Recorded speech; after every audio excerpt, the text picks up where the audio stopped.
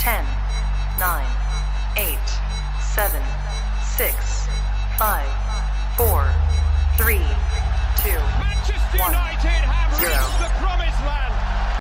Morning, everybody. How are we all doing? Sam here, live. It's Tuesday, the 8th of November. I always do that, don't I? I always look at the date. It's the 8th of November. We're here, and we're here to talk about Barcelona in the Europa League knockout draw. Of course, it was going to be Barcelona. Of course it was. We're going to be speaking about Jude Bellingham. Now, I know that we had a conversation about it last month, and we had a conversation around the 150 million price tag. It's bonkers. It's bonkers. I mean, he's a good player. He's an unreal player. 150 million, though? Yeah. We'll have a conversation about him. We'll have a conversation about Choup-Moting. 33-year-old Bayern Munich striker is going to be available for a free transfer in the summer. And United, I wouldn't say predictably, but we're apparently sniffing around him. We're going to have a conversation about that. I think very importantly, we're going to have a conversation about Liverpool and FSG putting them up for sale, or at the very least, looking for investors. And this is coming from David Ornstein yesterday. I want to be speaking about that. And there's lots and lots that we're going to discuss this morning. The podcast is being released today, the latest episode. We'll run through that. Who's down here in the comments? Good morning to all of you. Nizam, Simon, Ant, I can see you there. T and Anthony as well. Daisy, good morning to you. Fizz, Charlie Hughes, good morning. Who's on Facebook? John Mort, Stephen Lawrence, good morning to both of you lads. We've got Mark Andrew Paul on YouTube. Tyler Pat, we've got Haley. How you doing, Haley? Rego, Dips, Matt Stan, Static, Yogi, Alex, good morning to you, my friend. Angus, there's so many of you. Good morning to all of you. First things first, you know what day it is. It's Tuesday. Therefore, the latest podcast has been released. Up late editing that, so you may as well listen to it. That'll be a nice thing for you to do. And I'll tell you what would be a nice thing to do. I say it every week. It does make a difference. If you haven't already, go on to the wherever you listen to your podcast, Spotify or Apple, and just give us a 5-star review. It does make a big, big difference. It's me, Matt, Bout, and Neil this week. We talk through everything, really. We talk through the Sociedad game, the positives, the negatives. We talk about Villa. We talk about Ronaldo. In a bit of depth, we talk about Van der Beek. It's good. I hope you enjoy the podcast. I really, really enjoy doing them because I think, podcasts I wouldn't say it's a forgotten art, but podcasts have modernized to the point where a lot of them are videos now. And I like the fact that it's just unique and it's just there on the as an audible podcast. We need to exact our revenge on Barca, says Estevo, for the transfer circus we had this season with De Jong. We're going to be speaking about Barcelona in a second. John Moulton with a good question there. What are the plans during the World Cup? Will you be having a break? Come on, as if I'm going to be having a break. My plans for the World Cup are I wouldn't say quite simple. I'm going to be here every single morning. I've been working on the overlays and everything for that and different sort of thumbnails. We'll be doing a daily stream Monday to Friday throughout the World Cup, taking a look at performances, following United's players, following players that we're linked with, players that we should be looking at. We'll be doing scout reports. We'll be looking at the World Cup from a purely Manchester United perspective. So all of our players who are going there, and also all the players that I think we should be looking at, strikers, midfielders, maybe right backs as well. We'll do scout reports. We'll have sort of tactical analysis. Make sure you follow the channel. Look at that. Yes, Alex, my absolute Don. Daisy, that's a fair point there. We'll do a video once. We should do that at some point. I think we'll do a live one as well at some point as well. Andrew, less of that in the comments. I don't want to hear anything about Arnautovic. Any world-class pure striker in January would be a must. I mean, it's kind of easier said than done, really, isn't it? Kind of easier said than done. But let's talk about the main news from yesterday. I decided not to do a live stream. I was looking at everyone else was doing a live stream, and I was like, it's only for one game. It felt a bit overkill to be doing a live stream. So I just did a recorded reaction to it. Jason, there you go. That's a really good idea. I'll get the lads on to do a Christmas special. Maybe I'll bring them up all on here. We can do a Christmas drunk special. That'd be a good one. But look, what's your reaction to the news? Had to be Barcelona, didn't it? There was either going to be Barcelona or Ajax. I thought the football gods were going to give us Ajax, but no, the football gods gave us Barcelona. First two names out of the hat. Important things to understand about the fixture. We play away first 16th of February, I believe it is. Second leg is going to be on the 23rd of February. As far as I know, you away goals don't count. I think so anyway. I'm not 100% sure on that, but I don't think away goals count. And Lisandro Martinez is suspended for the first leg, which is an absolute sucker punch. And somehow Manchester United in the Europa League knockout playoff round have managed to get a harder game than Man City in the Champions League. I mean, go figure. Go figure. City love getting easy draws. That's unreal. Unbelievable. What are you saying down here? Mate, look, we can all have our conspiracy theories, but it was oh, I'm so surprised. Honestly, I'm so surprised that we drew Barcelona. I'm so surprised. Oh. Nizam, you're not wrong there.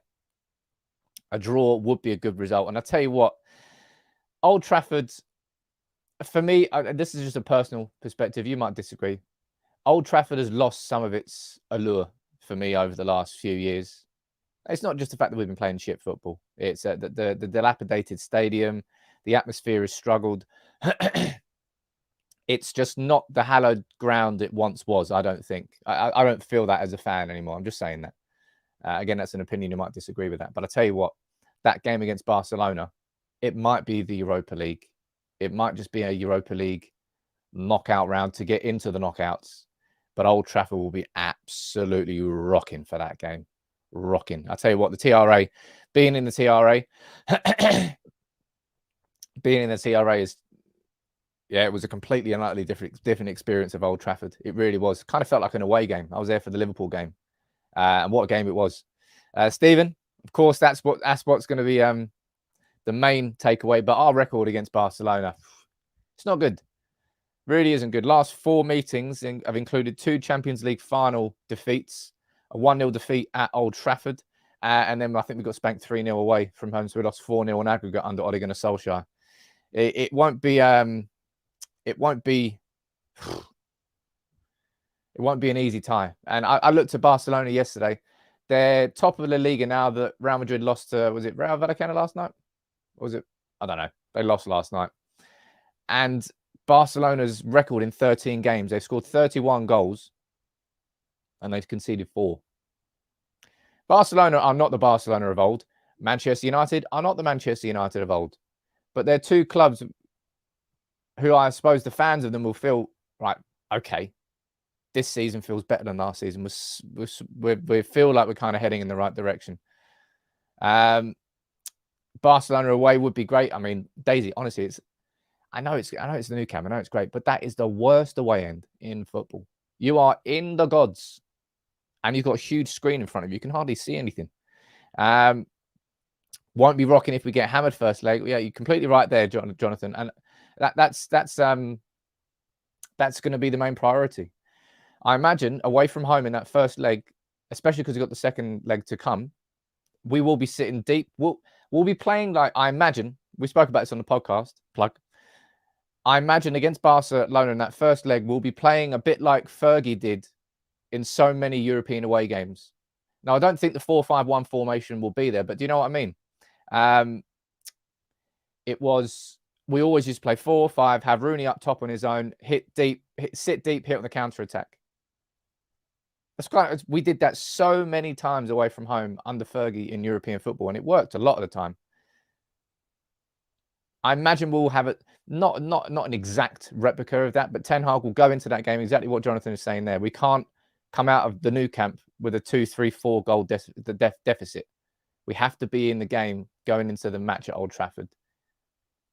We've beaten Liverpool there this season. We've beaten Arsenal there this season. We've beaten Spurs there this season. Our record in the big games at Old Trafford this season is excellent. But February the 23rd is a long-ass time away. What's that? 3 and a bit months? December, January? Shit, that is a quarter of a year. My God, that really is a long old time. What are you all saying down here in the comments? I wonder if Ten Hag will watch some of those old games where United got some results in the new camp. I don't think he will, Alex. I don't think it's relevant to what Ten Hag is doing. Omar, I can see you there talking about Xavi's comments. And yeah, Xavi's not particularly happy, is he? He goes, it's the most difficult opponent once again. but we will look forward to it. They are a historic side, and they have grown a lot with the arrival of Ten Hag. They have great players. It's the worst draw we could have got. Once again, no luck. Xavi is not a happy bunny. Sporting Future saying, are you going to cover the Real Betis and Cadiz friendly games in December? I'm definitely covering the Cadiz one.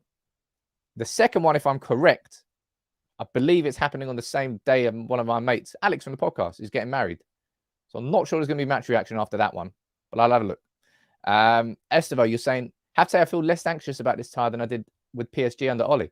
Well, let's see how we're feeling come February the 16th, because it's so far away that we can't really accurately predict anything at the moment. I tried to ask in the podcast yesterday, but I mean, let's find out. I mean, and you could look at it. You could look at it from like a Pep perspective, where he's trying to, you know what Pep tries to do. Oh, I think United are back.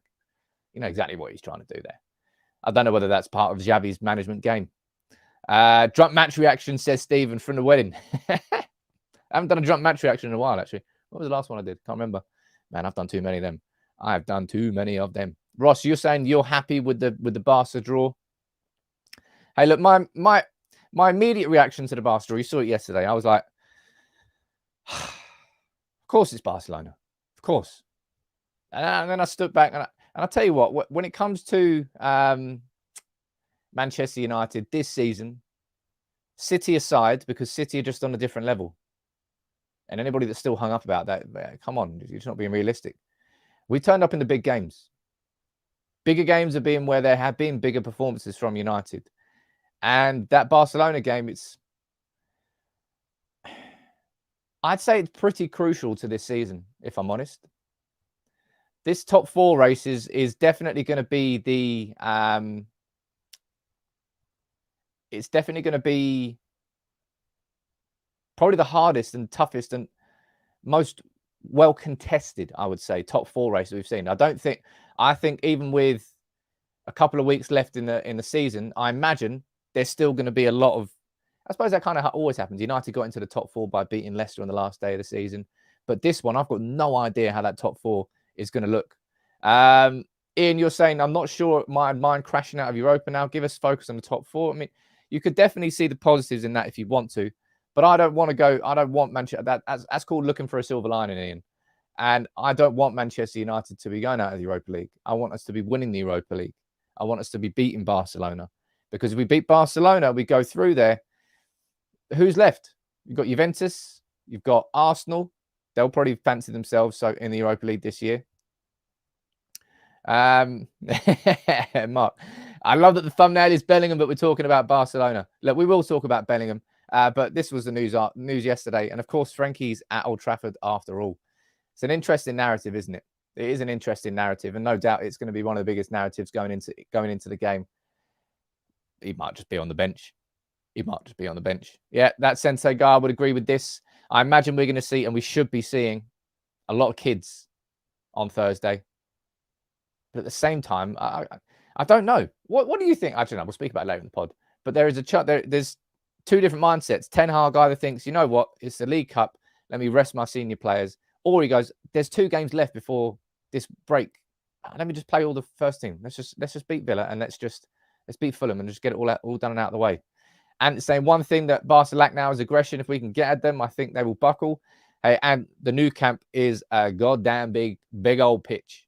It is a big old pitch and it is a big old stadium. And Barcelona, I wouldn't say they're the kings of moving the ball around now, but they are still damn good at it. And the hardest thing in football is to play without the ball. So United are going to have to make, especially with the intensity that United are playing at the moment, to go there with a high press against Barcelona would be a risky move. Might pay off, but massively risky because you'd leave a ton of space that they could expose. And they've got Lewandowski now. And unlike Ronaldo, Lewandowski is having an excellent twilight to his career. We need to beat Fulham. We'll play our full team against Fulham. But I don't know whether that numbers game you're saying, I can see Ten Hag going full strength against Villa. I have no idea what to expect. I'm going to do my prediction for the sort of starting 11 on tomorrow. I think that's going to go out. But today, well, you'll find out what video we're doing later. Today, 2 things. 3 things. Number 1, we spoke about Barcelona there. 4 things. No, number 2, we spoke about the podcast. And number 3, let's speak about Jude Bellingham. Because we've spoken about Jude Bellingham before. And you know what? I might do my video on this today. Because we're seeing further reports here coming from Sky in Germany that Jude Bellingham is Manchester United's number 1 transfer target. Manchester United expect him to cost around 150 million euros. You could buy teams for that. They have scouted him a lot. Erik Ten Hag wants him in 2023. It's... Where do you stand on this? I think I've asked you this before, but I'll ask you again. And I think I will continue to ask across the course of the season, because there is absolutely no doubt that looking at next summer, I think Jude Bellingham is the number 1 most exciting transfer that can and will be happening next summer. That's what I think anyway. Bellingham is, I mean, he's 19? The dude's not, he doesn't play like he's 19 at all. He literally plays like an established 25-year-old. He is years and years ahead of himself in terms of his technical ability, his maturity, and his all-round game. And there's lots of you down here in the comments saying Bellingham 90 mil, 80 mil. Guys, that's not realistic. We paid, what, 72.5 mil for Sancho, 75 mil for Sancho. The way that the reason it's not realistic is this. The way that transfers work these days, clubs not only put a value on the player now, but the selling club, and Dortmund will do this, they're going to want how much Jude Bellingham is worth right now, but also they're going to want a slice of the pie for how much he's going to be worth in the future. So they're going to slap on an extra 10, 20, maybe even 30 million onto the price of Jude Bellingham, because they know he's only going to go up in value, and they want to make sure that they get part of that. It's mate, oh, you're right down there. He's got leadership. He's got lots and lots of things, but it's a lot of money. 100 mil on Donny van der Beek. I don't think Donny van der Beek is worth that much money. This is Dortmund we're talking about, and that's a big thing. And that's, I'll be honest, and I think I'll do a video on this today.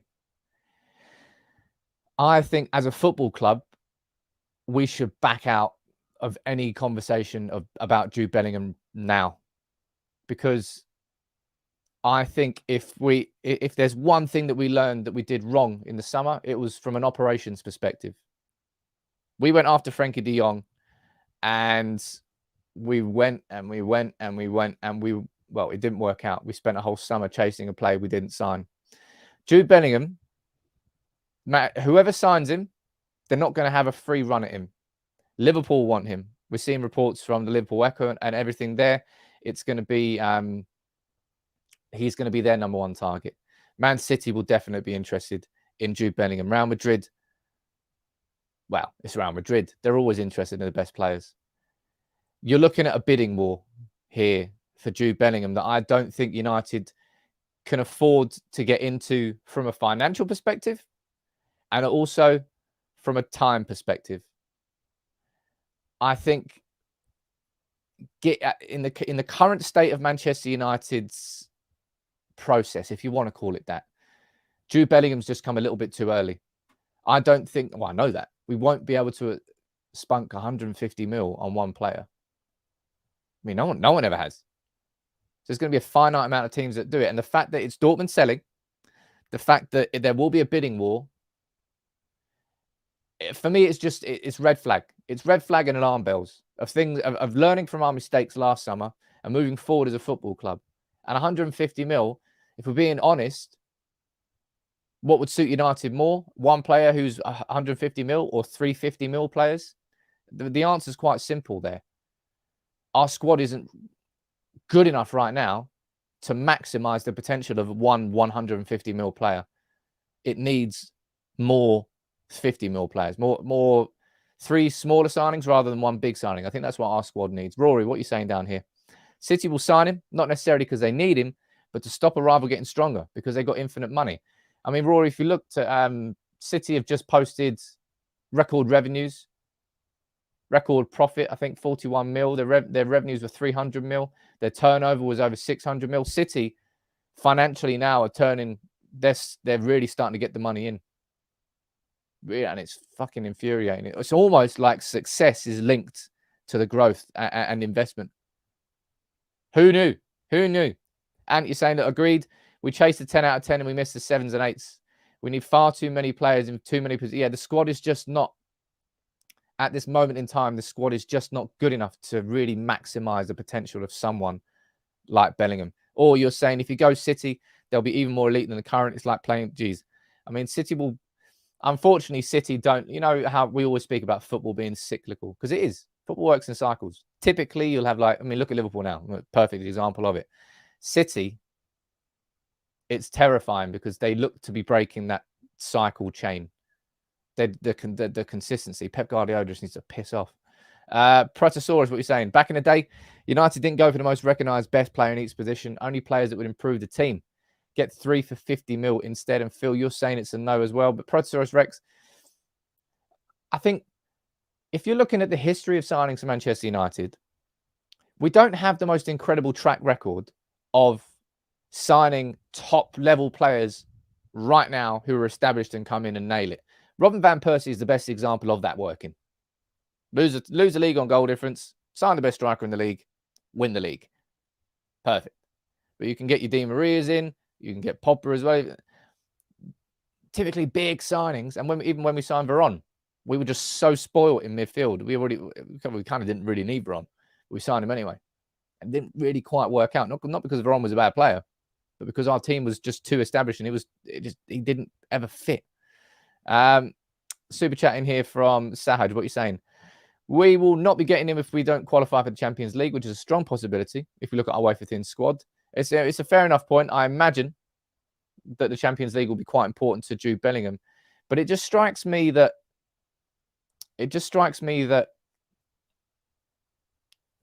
Jude Bellingham is not the smart signing. Jude Bellingham is an easy conversation to have. He should be on probably the top of the list of anybody who's looking at midfielders with potential, midfielders with quality.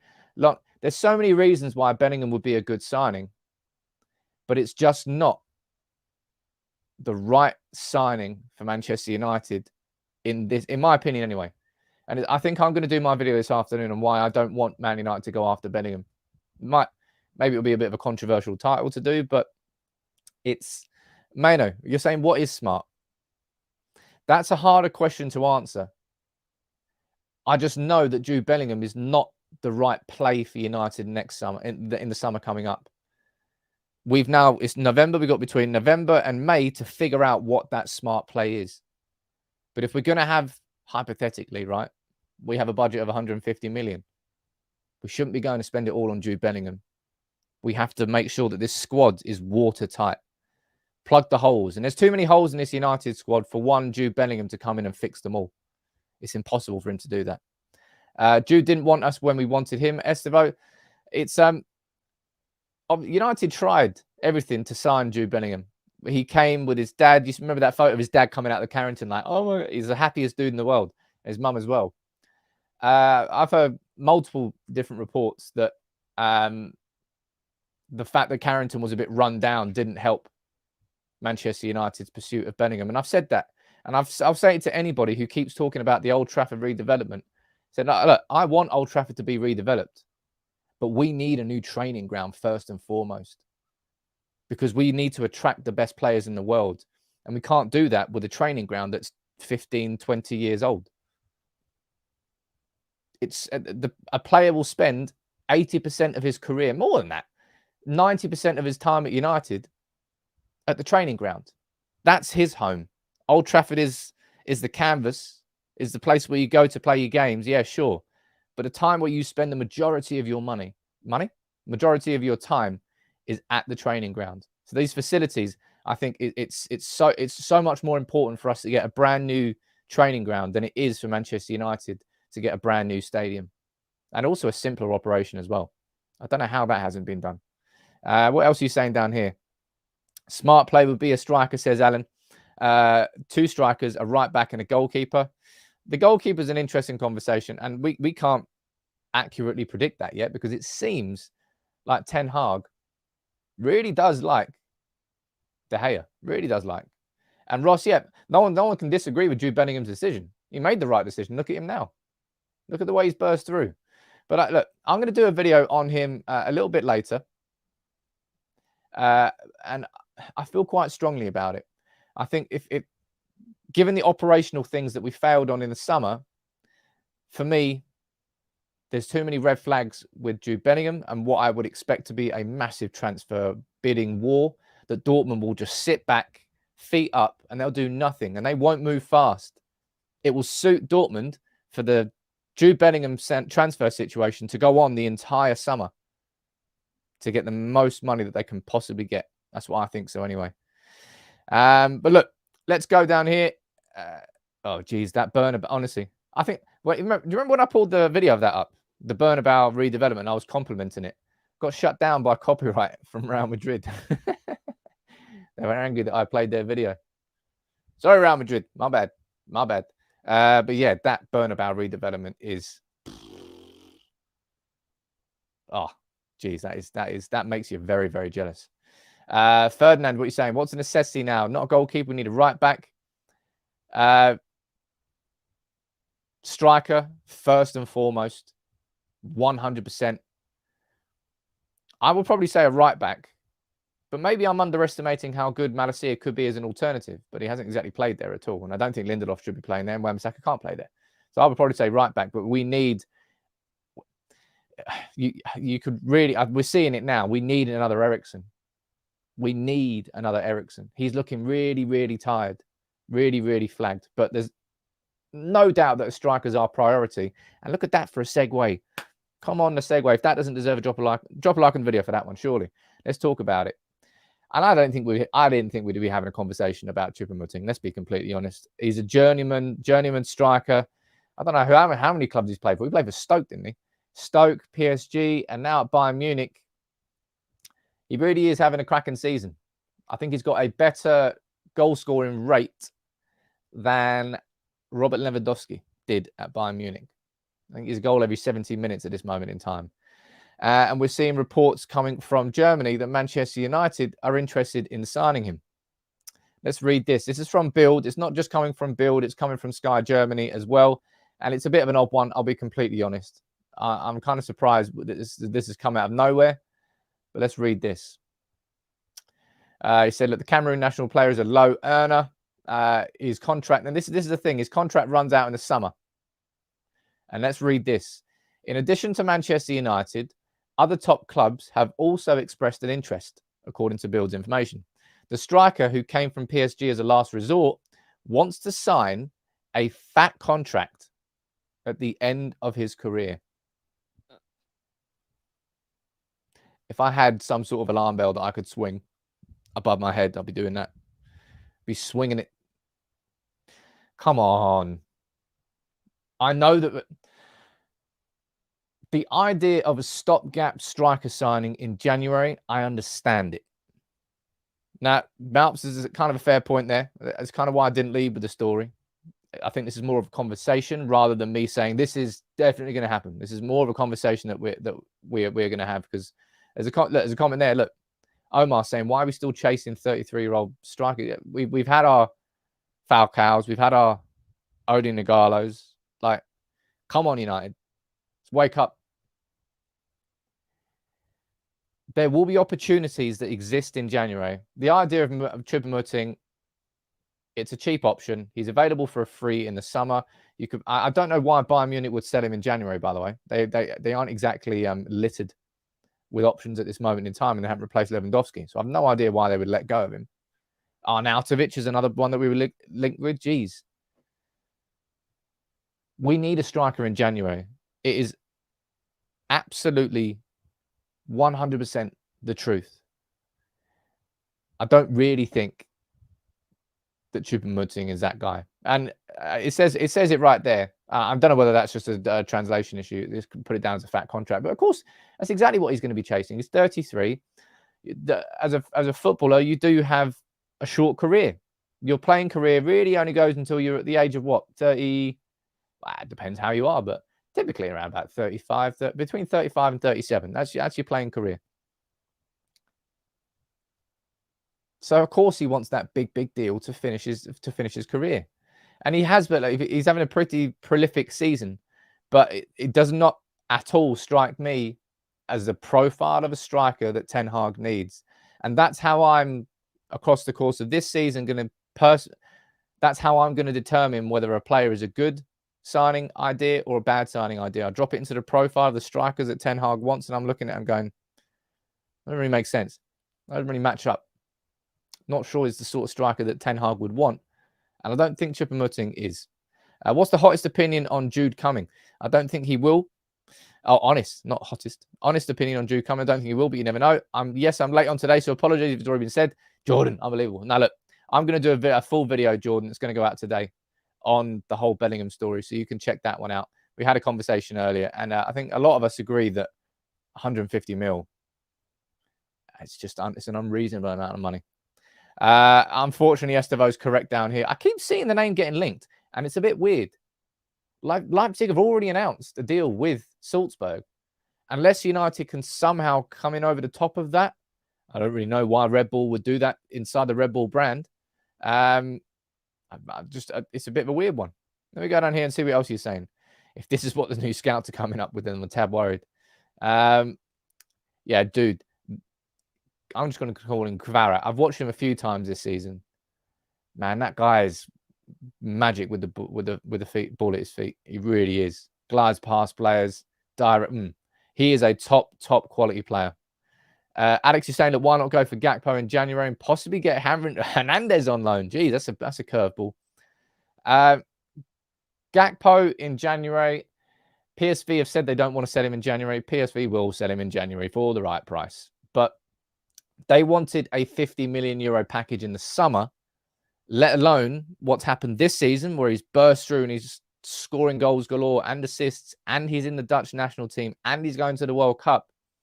That 50 million has probably gone towards 70 million now. If I'm PSV and I'm negotiating, that's what I would do. I would probably slap another 20 million on that price in the summer. You might say it's overpriced, but there's no doubt that his stock has risen quite significantly from the summer. And if they wanted 50 mil in the summer, then I reckon you're probably looking at about 70 in January. And I don't think United are spending that in January. I just don't. And remember, Gakpo is not a pure out-and-out striker, which also kind of bears the question about what Ten Hag wants. I'm of the opinion that Eric Ten Hag, it's more likely that we sign a Firmino type striker than it is we sign a Lewandowski type striker. I don't think we're going to go out there and sign a pure out-and-out number 9. I think we're going to sign somebody who can be part of a dynamic and fluid front three. And the peak of that Liverpool team was Salah, Firmino, and Mane, and they were just all mobile, dynamic, and it was hard to mark them. It was hard to stop them. I imagine that's what Ten Hag wants to go for. And with Martial in our team, we have that. I really, really hope against Fulham that we get that. Martial, Anthony, and Rashford starting for the first time together. Quite a few of you down there in the comments talking about Ivan Toney. Yeah, I've spoken about Ivan Toney quite a few times here on United People's TV, and I can see him really fitting the profile of what Eric Ten Hag wants. Absolutely can see that. And we'll find out if he's in the England World Cup squad, I suppose, in the next couple of days. But I don't think he's going to go, and I think that's a good thing, because otherwise his price would just go up and up and up. Stu, you're not wrong there. Martial's too fragile. We do need other options. Grace, you're saying, why don't we just play with a false 9? You could argue, if you watch Man United in the preseason, you can argue we almost did. Like, the front three pressed so much that it wasn't as if we just had one number 9 just sitting there up front and not doing anything. There was so much movement inside that front three in the preseason. I don't know, just the way that the football's developing and the way that it's just not working with Ronaldo as a pure number 9 and not really moving much. I just can't see that being the type of striker that Ten Hag wants. And I know, and Nkunku is, and Nkunku would be a hell of a signing, but we're pretty sure that he's going Chelsea. We kind of already know that as well. So the idea, Nkunku and Sesko might be two brilliant ideas and two brilliant suggestions. And Nkunku looks like he's going to Chelsea, and he looks like Sesko is going to Leipzig to replace Nkunku. So I don't really think that's going to be happening. Matt, of course, yeah, it's a fair point. When he signed Sebastian Haller, the Ajax system kind of switched a little bit.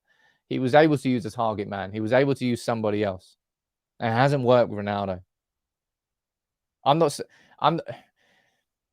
My gut would tell me that if Ajax had more money, they wouldn't have signed Sebastian Haller. They would have signed somebody else who kind of fit more in the mold of, like, who was it? Tadic and Hakim Ziyech. Can't remember who he had in the left wing. I think Tadic was on the left wing, wasn't it? Can't remember who. Bergwijn? I have no idea. In that front three they had in 2019. It's going to be an interesting one to see how it continues to develop. I know Nkunku's not been sealed yet, but Chelsea are moving aggressively to try and secure him before anybody else comes in. Trossard, I tell you what, Trossard's had a cracking year with Brighton. There's going to be lots of names like that. And lots of names like that, Thomas, that I think people will turn their nose up at. A bit like we all turned our nose up at Sadio Mane when he was at Southampton. And we were like, what are we going after someone from Southampton for? And then look what happened when he went to Liverpool. I'm not saying Trossard's going to be in that category as well, but it's an interesting name to throw in. Mark Shannon, yeah. Jonathan David. And look, because every single time I mention strikers on this channel, so many of you like, Gakpo, Sesko, Nkunku, Trossard's name there, Jonathan David, boom, striker. So many different names get thrown around. Next week, I've got some pre-World Cup content planned. I want to do a video on like 5 strikers that we should be looking at the World Cup. I'm going to be taking a look at some of the top young talents that we should be taking a look at the World Cup. And also like 10 answers, 10 players that we should really be looking at overall, right back in central midfield. And then that's my sort of pre-World Cup series, looking at the players that we will be scouting. It's going to be an interesting one. Arup saying, why are we trying to find a tall striker instead of a workhorse who can press relentlessly? Yeah, I agree. A hard-working pressing forward is better for our system, absolutely. And that's why, personally, I wouldn't be suggesting anything like Choup-Moting. It is what it is. But look, there's so many strikers. I need to start doing more content on them. And that's what the World Cup is annoying, if I'm honest. I'm not sure if you're the same as me. We spoke about this on the podcast yesterday. I'm like, the World Cup's in less than 2 weeks. And it's like, I don't care. Oh, my camera doesn't either. Stupid thing. I don't know what, I still can't figure it out. It's a power cable. It's like a surge coming in. I've got a new surge protector. It's odd. Maybe I need to contact the producers of it, see if I can get it sorted. Sorry about that. But yeah, the World Cup, it gives us an opportunity to step back from the football and just focus on scouting a little bit, because we've got to scout properly as a club. Now, something, as I said, it's not the cable. It's literally the power cable for the whole unit. And it's not a loose cable, because I've taken it out. I don't know what it is. It's really, really annoying. But look, let's speak about a story that developed yesterday, which kind of took us all by surprise. And that was this. David Ornstein coming with the exclusive that Liverpool have been put up for sale by Fenway Sports Group. Sale deck has been produced for interested parties. Goldman Sachs and Morgan Stanley are assisting the evaluation process. Unclear if the deal gets done, but FSG are inviting offers. And we have to just sit there as United fans and just hope and pray that at some point we're going to get that tweet. We're going to get that news that the Glazers are up for selling Manchester United, but that day hasn't come yet. And I imagine this is correct, right? This is from Martin Ziegler from The Times. Why the Super League collapse is fueling Liverpool's owners' $4 billion exit plan. Now, we've spoken about this so many times here on United People's TV. And I said this on Twitter yesterday, which, of course, I absolutely stand by. I said it does not matter how good our manager is. Doesn't matter how many great signings we make or any other changes behind the scenes. Until we have new owners, we cannot truly move forward as a modern Football Club. We can't. And we won't. And obviously, we all got a little bit of fear yesterday thinking about this, didn't we? Because Manchester United are not for sale, apparently, which I still don't really truly believe. It's just not public knowledge. Jim Ratcliffe, man. You can't rule Jim Ratcliffe putting a bid in for him.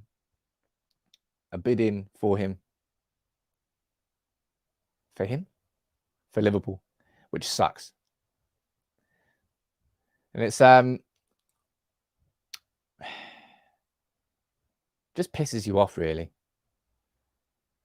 Really, really does.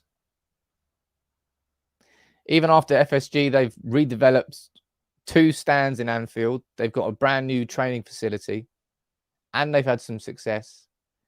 And now they might get new investors. Shit. I think it'll be the second time that Liverpool would have been sold whilst the Glazers have owned Manchester United and nothing has happened. It's look, there was a tweet that came out yesterday. This is something that I believe is important. You might disagree with it, but I would definitely argue it is important. Let me get it up here. Right. Because something that is necessary inside these protests, which are continuing to go on, and they will go on, is unity. And I've been speaking to the 58 lads, and this is an important one because the 58 are now working together with the TRA. Now, the TRA is a section inside Old Trafford. If you've ever had the privilege of being in there, it is by far and away the best part of Old Trafford for atmosphere. It's a different gravy in there. And the 58 working together with the TRA is unity. That is a really, really good thing. It should mean that there's more organisation behind the protests, and I think it's a big step towards the right direction of not the ultimate goal, but a goal that I think all of us have of emptying Old Trafford, which is such an unbelievably difficult task. And people who just shout about it on Twitter, honestly, it just fucks me off. Oh, all you're doing is, you're doing a protest and then you just go into the stadium. You're funding the Glazers anyway. It's like, and people just attack match-going fans. And it's like, mate, your gun is pointed in the wrong direction. Can you not see that? Akil's saying, what does TRA stand for? It stands for the Red Army. And people are trying to point at people who are actively trying to do something with the protests. It's and other United fans are trying to take away from it. I don't get it. I do not understand it. But it's good to see the 58 are in conversations, have been in conversations with TRA, that they're going to start working together, because I think it will give the protests a little bit more visibility, certainly inside the stadium as well. So that's a good thing. Jonathan there saying the only good part of Old Trafford is TRA. Yeah, it was back in the day. I mean, the Stretford End's all right. I've never had an experience in the Stretford End like I've had in the TRA though, ever. That was a completely different gravy. That it was constant singing for 90 minutes, and it probably felt like an away game. If we're looking at a bit of happy news, let me pull this video up. It's a video of Anthony and his family finding out that Anthony is in the Brazil squad. This is cool. This is heartwarming. This is. Anthony.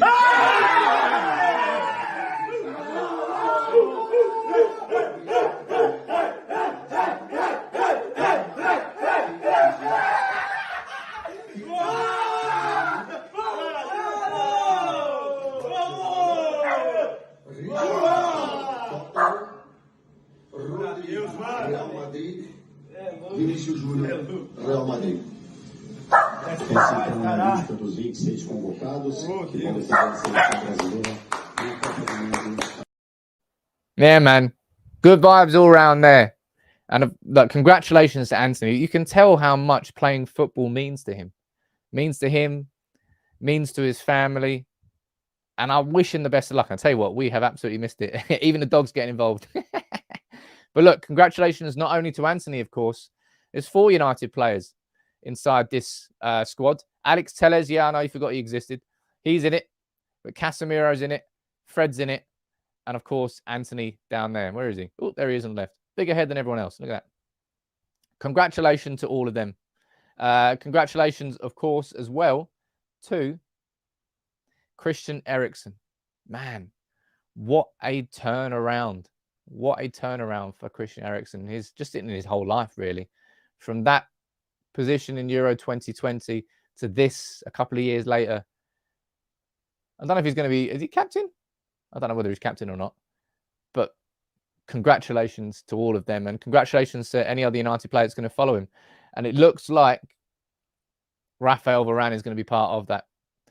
Reports coming out from France yesterday that Varane has resumed full training and he's expected to be selected for the World Cup, which, I'll be honest, didn't really want to happen. Judging by Varane's reaction when he got injured against Chelsea and how upset he was, I think mentally not being involved in the World Cup would have been it would have been very, very tough for Varane. Physically, would have helped him. Would have been good if Varane had the rest. But maybe mentally, he wants to go to the World Cup. He feels he's ready for the World Cup. And look, I'm happy for him. Because, as I said, you saw how upset he was when he came off against Chelsea. Obviously, going to the World Cup means a lot to him. But I've missed Anthony. We've missed Anthony. Our right-hand side has got no threat whatsoever without Anthony in the team now. Bring him back in. I hope he's fit to play Fulham. But yeah, yeah, fair enough. A few of you down there saying that, is it Simon Kjær? I think it is Denmark's captain. Thank you very much for reminding me there. But the World Cup's coming. Yeah, honestly, it feels so strange, so surreal. Got the game on Sunday, and then it's just, I suppose, we focus on the World Cup. And then we've got 1 week of build-up to the World Cup starting on Sunday. So make sure you do subscribe to United People's TV. I'm going to try and cover the World Cup as well as I can, really, from a United perspective. It's going to be all United based. I'm going to be speaking about the results, but speaking about individual performances that are linked and related to United. That's what I'm going to try and do. Any questions you've got for the last couple of minutes of the show, fire them in. I'll say one more time with a quick plug towards the end. Make sure you please do listen to the podcast. Trying to grow the podcast into the #1 United podcast. It's a long old road ahead, and it's very, very, very difficult to grow a podcast. But we've got a great community here, so I'm sure you'll all show your support. The merchandise, by the way, quite a few of you have been asking about the merchandise. It's pretty much ready to go. I'm just waiting on the final samples to come through my door. Once I've checked them all out and made sure that the quality is good enough, then we're on. We're going to be launching. Ian, I hope not. I actually haven't had a shave. I technically haven't shaved since the start of November, so I could technically do it, but no, I wasn't planning on doing it. Can I not just give some money to charity instead so I can shave? I know it might sound strange, but I couldn't give a toss back. Man, come on. I love watching it. I love watching World Cups, and I love watching Euros. I like watching international tournaments. There's a different allure about them, but it's going to be something weird about watching it in December and November. In the build up to Christmas, I'm sitting there watching a World Cup final like 7 days before Christmas Day. Doesn't make any sense. I don't really like it. Ian Senior. Yes, Ian Senior. Absolutely. He's going to love that one. He can, it's something that there's going to be a special members only area of the shop with certain designs and colors that will only be available to members. It's one of my ways of giving back to just the members community. So I've had it was weird actually. I had a couple of Instagram messages saying, Sam, why do you give so much attention to the members? Blah, blah, blah. Don't forget about us. I'm like, hey man, this community is growing it unto itself with all the constant generosity and everybody bringing it in. So of course I'm going to give something back to the community. There's no fucking way I'm going to ignore that. So I thought it was a bit weird. Mark, when's the Christmas tree going up? I need to get that bad boy back. I remember it last year. I'm going to try and make it an even better one this year. But that will definitely be going up. Don't worry about that. World Cup final is supposed to be watching a pub. Yeah, exactly, man. It's going to be weird. It really is weird. I think Brazil might be winning it. They've got a hell of a squad. They really, really do have a... Imagine if Brazil win it and we get Anthony, Casemiro, and Fred coming back to the club as World Cup winners. That would be a good thing. That would be a good thing. Everyone in the Summer Hemisphere will love it. A Summer World Cup for them finally. Boo, Southern Hemisphere. Boo. I'm not booing half the world. Bring back Bruno. Bruno never left. Can't move my head out of the way. There he is. Bruno's always been sitting there. Don't worry about that. News on Anthony's injuries. But we have no update at this particular moment in time. And mate, I did that tweet yesterday. I got some pelters. I'm not sure if you've seen the video of, I just showed you the video of Anthony celebrating. There's a video of Tellez, like it meant a lot to him as well. And my reaction was, surely the bigger story here is the fact that Tellez has got his Christmas tree up on the 7th of November. Some people didn't like that. Argentina, mate, imagine if it's a Brazil-Argentina final, because it could happen. Both of them, those two teams are going in great form into the World Cup. That would be unbelievable. Unbelievable. What do I think England's chances are? I don't think we've got a chance this year. I think our centre-back, I imagine Southgate's going to start Maguire, and I imagine it's going to be a bit of a hill he dies on. That's what I think so anyway. But look, thank you very much, everyone, for joining in. I'm going to keep working on planning all the stuff out for the World Cup content. Make sure you subscribe if you're new. I think it'll be a good one. Take it easy. Make sure you check out the video today. I'll probably do it on Jude Bellingham. If not Jude Bellingham, I'll figure out the best conversation to have. But 150 mil, it's a lot of dough. Take it easy, everyone.